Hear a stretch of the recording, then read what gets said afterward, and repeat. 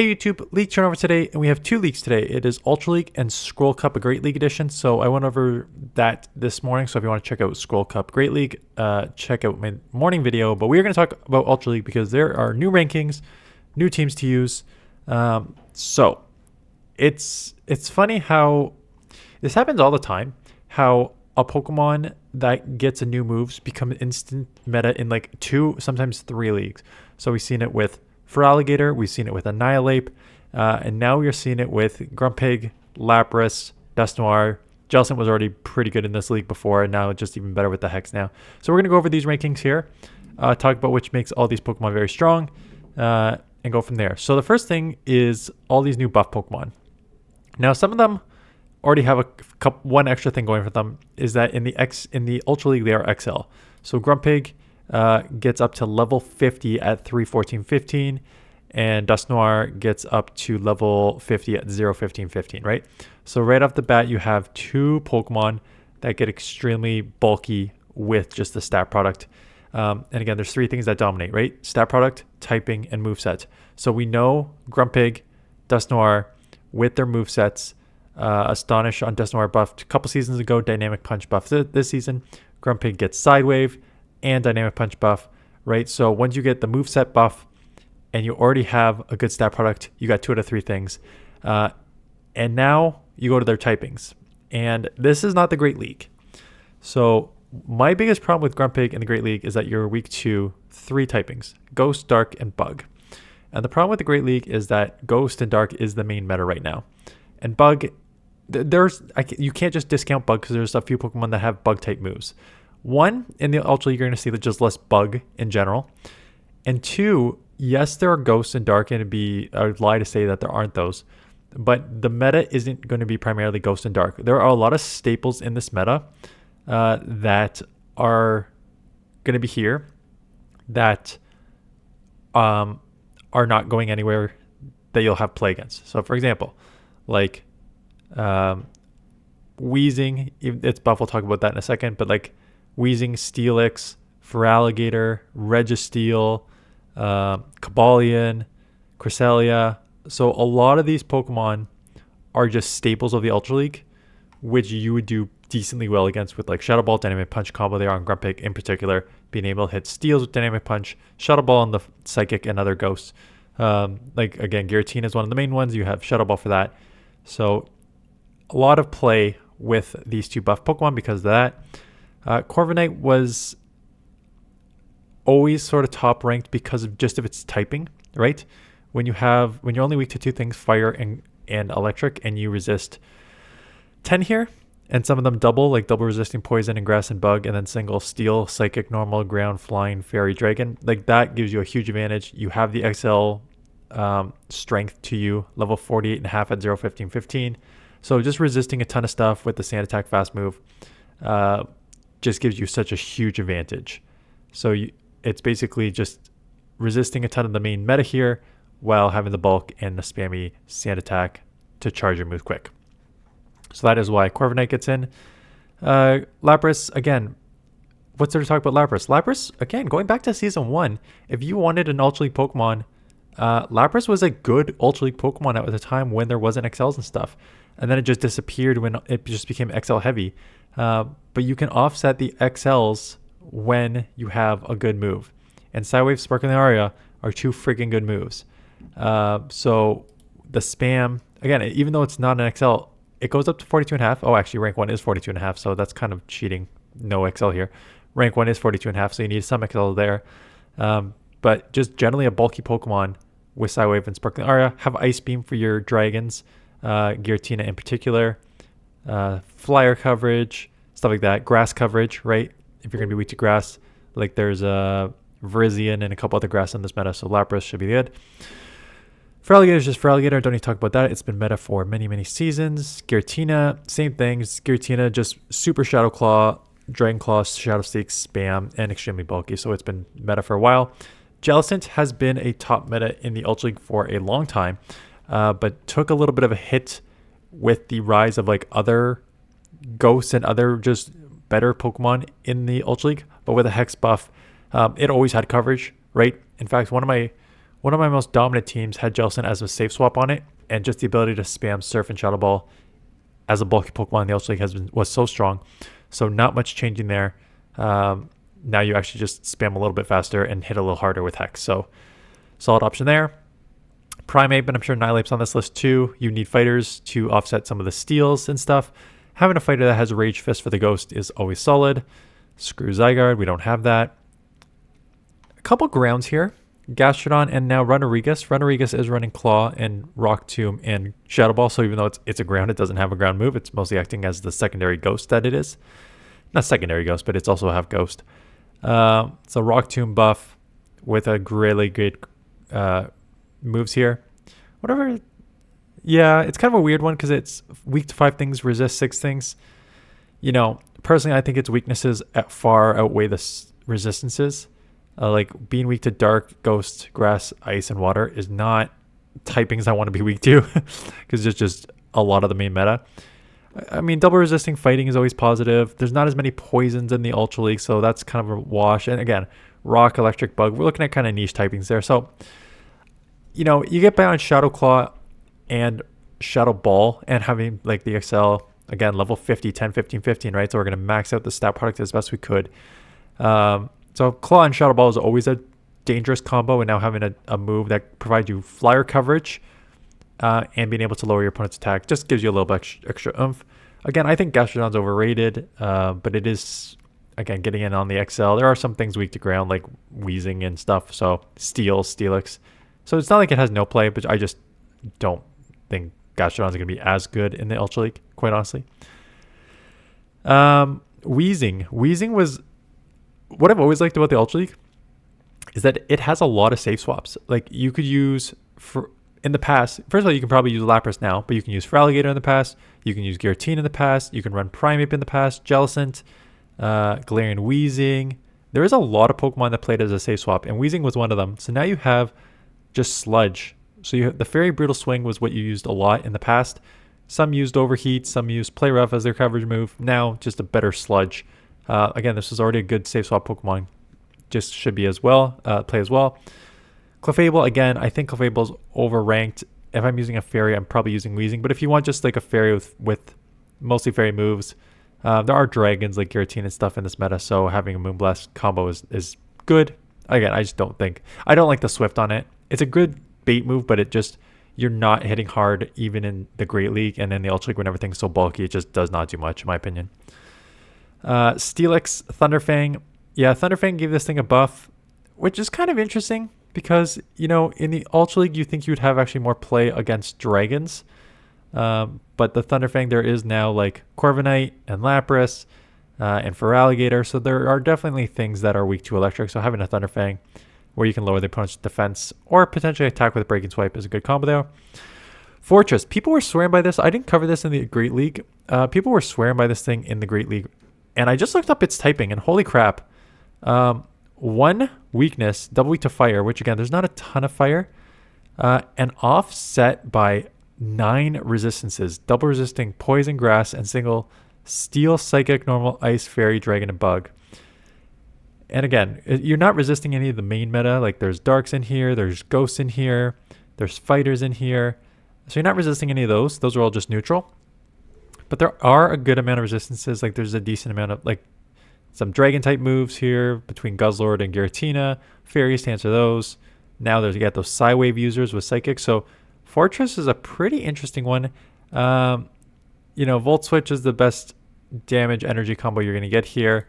And now that buffed Rock Tomb at 12s and 9s. No, sorry, that's not how math works. 16s and 12s. 4 times 4 is 16 and 4 times 3 is 12. So 16 and 12. So not bad on the second and third time around for Rock Tomb.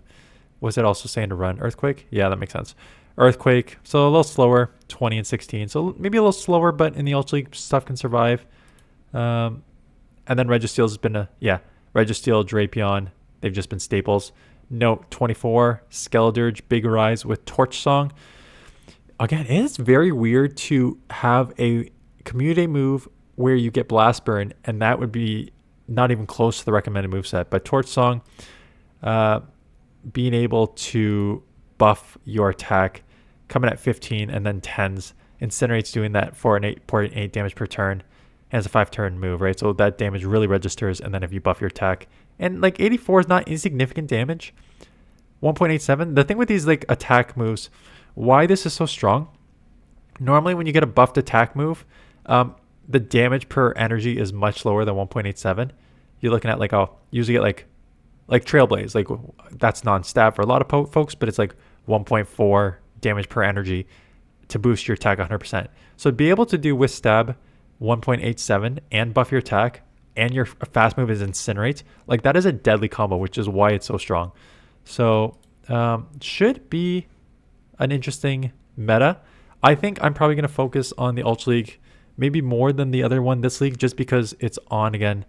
The Great League Limited Cup is on again next week with Master League, so that's probably going to be the focus next week. So we're probably going to play a lot of Great League this week. Ultra League this week. Starting with Corviknight, Giratina, Pangoro. So I start with Corviknight because I always start with an 1 rank Pokemon just to see how it performs. And again, with a ton of resistances, it just does very, very well. It's going to be weak to Electric. It's going to have problems with like Steals because your fast moves are all resist. It has like Sand Attack, but your charge moves are Iron Head and a flying move. So it's going to have problems with Steals. So to cover those two issues, I'd use Giratina as the safe swap and Pangoro on the back. So Giratina will resist your electric and stuff. And its job is to try and draw out a fairy. Try to draw out Wheezing, or actually, yeah, try and draw out Wheezing or something like that. And then Corviknight to beat the fairy. And then, or Ice even. Not that Ice is going to have a problem with Sir Pangoro, but maybe try and draw out the other. Yeah, I was going to say try and draw out Ghost, but that's not true because Pangoro will beat that. You're mostly just trying to draw out fairies here as a safe swap, and then Pangoro in the back. Do you need to try and draw out a fairy with a Steel on the front and Pangoro in the back?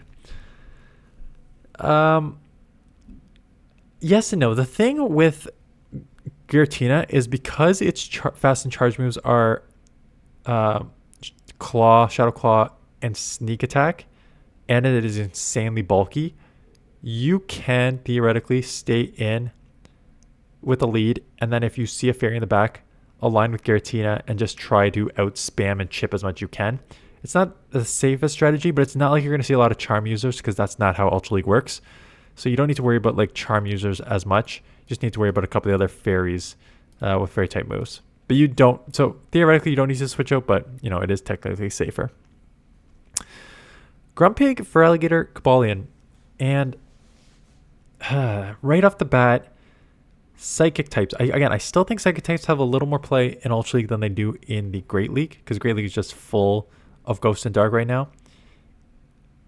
But you got a lot of losses here, and to say there's not a lot of Ghost and Dark when 3 top Pokemon back to back to back there are Dusknoir, Giratina, Jellicent, and Primeape has Rage Fist as well.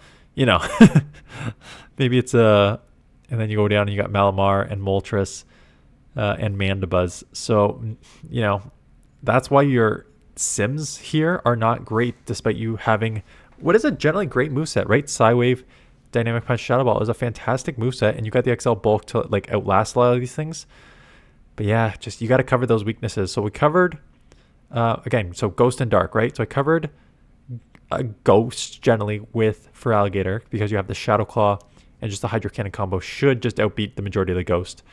And then for Darks, I covered it with Cobalion because you are a half fighter.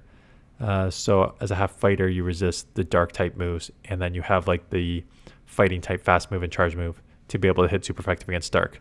So basically balanced team. If you see a Ghost or Dark, instant swap for Alligator. And then try and flip switch for Cobalion in the back if you can. Lapras. So again, Lapras doing Lapras things. It's bulky. Grumpig is the toughest answer because it resists Psywave and it can hit super effective with Dynamic Punch. So that's the biggest issue, but it's going to be super, super safe Pokemon. But to cover Grumpig's weakness and other fighter weaknesses, right? So you got a fighting weakness, electric weakness, fighting electric, grass weakness. So you got a few weaknesses here. So Dusknoir to deal with fighters and to deal with like your Psychic that will resist Psywave users. And then Registeel as the Pokemon that will resist grass and it's just generally super, super bulky and strong in this meta, as you can see with its Sims here. You know, it's been like a top ranked meta Pokemon for a long time, so it's not surprising that's. So what do you do if you see a fighter on the front? You generally stay in. So like something like Pangoro would be very tough for that team, but because Lapras is so tanky, just being able to like level a lot of moves, and Sparkling Aria is such a good move. And then same thing like Registeel, being able to Zapkin and stuff like that, you can just combo it. So yes, there's very obvious flaws there, but when you have two Pokemon like Lapras and Registeel, you can just outlive a lot of Pokemon.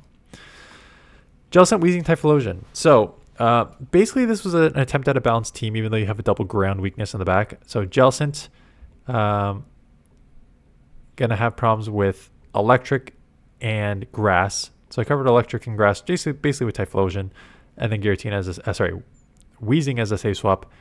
Weezing getting that buff sludge. Not everything's buffed, but like Hex is buffed on Jellicent. You got the Weezing with the sludge buff, and then Typhlosion just a very, very strong. It has a very strong Pokemon just because it's pretty glassy, but it hits so hard, and it has Thunder Punch coverage now too, so that it provides you some options there. And then Blast Burn on a fire Pokemon. Again, Blast Burn is a nuke and most likely wants to be used, but just not on Skeledirge, which I think is on my next team. And Jellicent's like, again, Jellicent, I love Jellicent in the Ultra League in the previous season, so to see it buff now too, I didn't like it in the Great League. I think it's overrated. If you saw my video yesterday morning, I think Jellicent's overrated in the Great League, just given its inability to like take charge moves as much as you want it to, and it's not going to one-shot anything, and there's so many Ghost and Dark, so I think it's just doesn't have as much play in the Great League. But in the Ultra League, getting that extra bulk, the spam, and now hitting faster and harder, charging faster and hitting a little harder with Hex should make this a very, very, very strong Pokemon. I'm excited to use it in the Ultra League. There. I think I got one more team. If I can get rid of the Weezing. And I'm pretty sure I put Skeledirge on this team. Did I not put Skeledirge? Oh, I have a 6 team. Okay, I do have a 6 team. Fortress, for Alligator, Annihilate. And holy crap. Again, I saw a Fortress with 9 resistances and only 1 weakness to fire. And there's not a lot of fire in the Great League, in the Ultra League. Not a lot of fire in the Great League either, but not a lot of fire in the Ultra League. So look at the just consistency. Obviously losing to Skeledirge, but that's fine. Cover your Skeledirge weakness with Feraligatr. So that's why, if you're only be weak to fire, I covered it with a water Pokemon. And then Annihilate, I think because it's charge moves, no, it has Earthquake. But it's still gonna struggle. It doesn't have Earthquake. I think it still struggles against the grounds, the steals a little bit. Let me just look up Fortress one more time here. It does have Earthquake.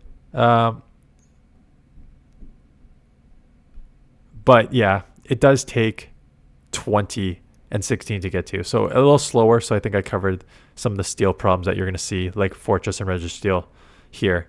Covered it with Annihilate. So there's that. And then finally, we have Skeledirge. So Skeledirge, Jellicent, and Guzzlord. Again, I think Jellicent's going to be super strong. I've already talked about that. Skeledirge, I'm really interested to try Torch Song. Should be able to ramp up like that, and then Shadow Ball coverage. When you have 2 ghosts on the team, you need something for the darks, and that dark is Guzzlord to deal with the other darks. And they kind of like all cover each other's weaknesses to a certain extent there. So that's that team. Yeah, so we'll test it out. Let me know in the comments below. I'll put up a little, I was gonna say put up a poll, but I'll put up a question whether you're gonna play Ultra League or the Limited Great Scroll Cup first this week. Yeah, so let me know other Pokemon that you think are gonna be very strong in the Ultra League, other teams you want to try. Let me know. I'll look for team suggestions and test some of these out this week. But that is it. Thanks for watching. I'll see you guys in the next one.